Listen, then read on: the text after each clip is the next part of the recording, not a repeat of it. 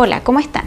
Hoy día vamos a revisar un tema que es muy preocupante y que en general alerta mucho a los papás, la pubertad precoz. La pubertad precoz, por definición, se produce cuando el desarrollo puberal empieza antes de los 8 años en las niñas y antes de los 9 años en los varones. El primer elemento o el primer signo de pubertad en las niñas es el botón mamario.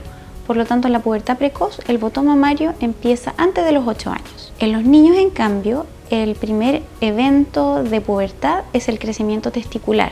Y para que sea una pubertad precoz, este debiese empezar antes de los 9 años. También se define como pubertad precoz la aparición de la primera menstruación, la menarquia, antes de los 9 años en las niñas, cuando ya hay cierto grado de desarrollo del tejido mamario.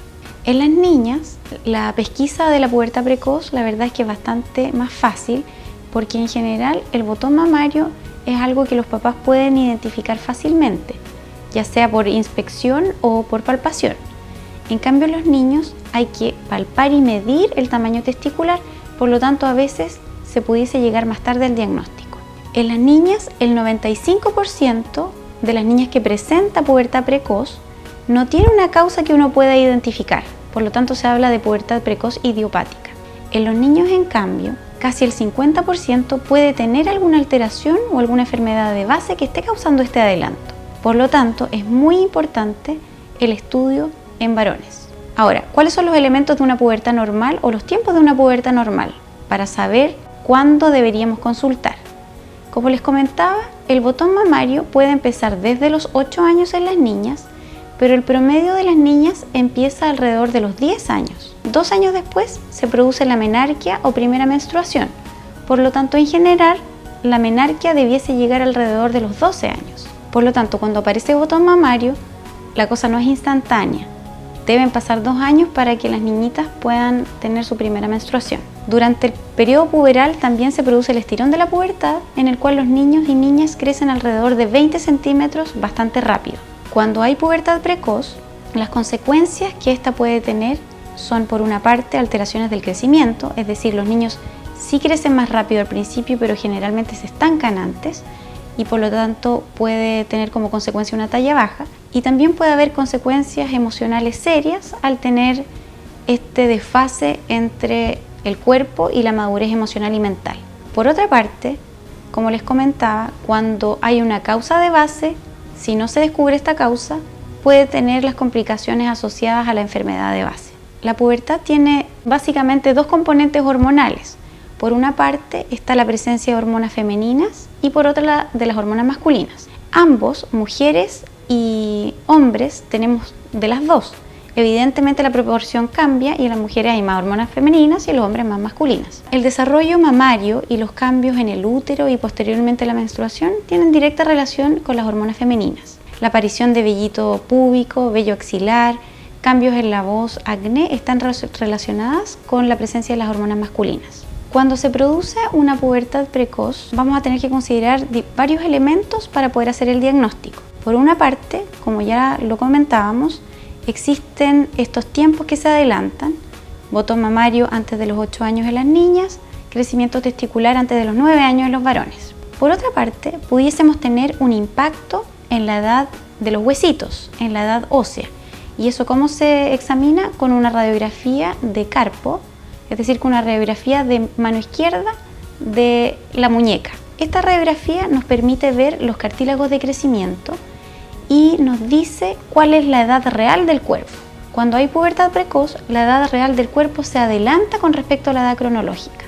Por otra parte, podemos hacer mediciones hormonales y podemos medir las hormonas sexuales para verificar si están en un nivel prepuberal o pospuberal. Otro examen muy importante es la ecotomografía abdominal y pelviana en las niñas, en la cual podemos medir los volúmenes del útero y de los ovarios. Por ejemplo, cuando tenemos ovarios de más de 2 centímetros cúbicos, en general uno ya habla de ovarios puberales. Y por otra parte, dentro de la historia y el examen físico, podemos hacer nuestra curva de crecimiento, que a veces nos puede demostrar que el estirón de la pubertad se está produciendo antes de tiempo. Cuando ya tenemos todos estos elementos, podemos certificar que existe realmente una pubertad precoz. Sin embargo, es muy importante estudiar a fondo, con calma y tener todos estos elementos para hacer el diagnóstico. ¿Por qué? Porque el eje que controla la pubertad es un eje que funciona toda la vida. El cuerpo puede hacer ciertos ensayos antes de tiempo, incluso antes de los 8 años, y esos incluso pueden manifestarse como presencia de botón mamario, que posteriormente desaparece. Por lo tanto, la idea es no apresurarse, pero ante cualquier hallazgo fuera de tiempo es importante estudiar. Como mencionábamos antes, en los niños con pubertad precoz existe una alta posibilidad de que haya problemas que estén gatillando esta pubertad precoz. Y en ese sentido es muy importante realizar el estudio de la causa y además realizar estudios de imágenes con resonancia nuclear magnética. El estudio de resonancia nuclear magnética también es importante realizarlo en niñas, pero cuando son más chiquititas, por ejemplo antes de los 6 años, o cuando de frentón existe algún trastorno neurológico o algún síntoma neurológico asociado. ¿Qué pasa si nos encontramos frente a una pubertad precoz? ¿Qué podemos hacer? Desde los años 80 que existe tratamiento de frenación de la pubertad. Estos medicamentos son sustancias muy parecidas a las sustancias que produce el cuerpo para estimular la pubertad, pero a diferencia del cuerpo, que las produce en forma pulsátil, nosotros estamos administrando una dosis que es bastante estable en el tiempo y esto hace que todo este sistema se frene. Son medicamentos en general bastante seguros, como les comentaba desde los años 80, que se están usando con un buen perfil de seguridad.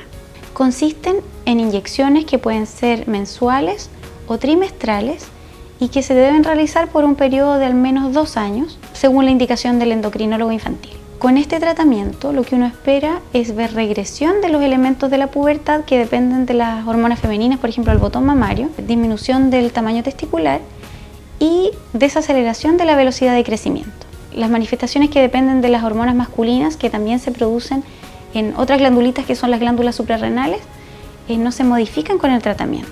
Dentro de los efectos colaterales que puede tener el tratamiento, nosotros a veces podemos ver aumento del apetito. Por lo tanto, es muy importante que las personas que están con tratamiento elijan colaciones y alimentación saludable. Y por otra parte, a veces se ve un poco de descalcificación de los huesos. Esto se ha visto en estudios, en general no se relaciona con fracturas, por ejemplo, pero es importante suplementar con calcio y vitamina D. Si uno encuentra una causa de base que esté gatillando este cuadro de pubertad precoz, es muy importante, por supuesto, tratar la causa de base. Y si es necesario hacer un tratamiento de frenación, se hace además el tratamiento de frenación. A veces aparece olor axilar y vello púbico antes de tiempo, antes de los 8 años de las niñas y de los 9 de los varones. De todas maneras hay que estudiarlo, pero a veces es solamente una variante de lo normal. Los niños empiezan un poquito al revés, pero de todas maneras hay que estudiarlo. Esto a veces se relaciona con el exceso de peso. ¿Por qué? Porque la grasita es como el combustible para que ciertas glándulas en el cuerpo produzcan más hormonas. Por lo tanto, siempre es importante el estilo de vida con ejercicio y alimentación saludable para que nuestros niños estén en un peso adecuado. Espero haber podido responder algunas inquietudes. Yo sé que este es un tema muy delicado que nos preocupa a todos, por lo tanto la invitación está hecha. Si ustedes ven algún problema o algo que les haga sospechar, consulten, hay tratamiento, pero es importante realizar un estudio a fondo. Los invito a ver otros videos, espero que encuentren ahí información útil, así que hasta la próxima.